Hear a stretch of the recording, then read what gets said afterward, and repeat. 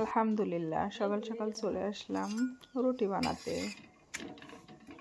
এই যে রুটিগুলো ছেঁকে নিচ্ছি, আর এদিকে ডাউলটা ফুটিয়ে নিচ্ছি।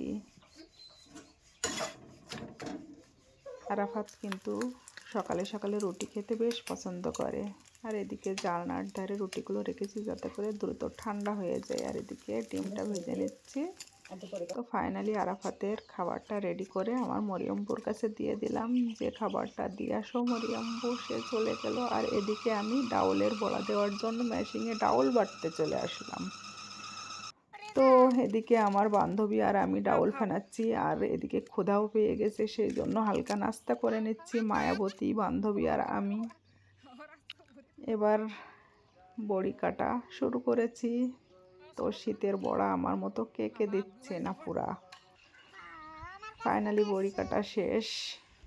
আর এদিকে মনের আনন্দে জুহি সোনা আর মায়াবতী দুজনা খেলা করছে। তো সবাই ভালো থাকবেন। আল্লাহ হাফেজ।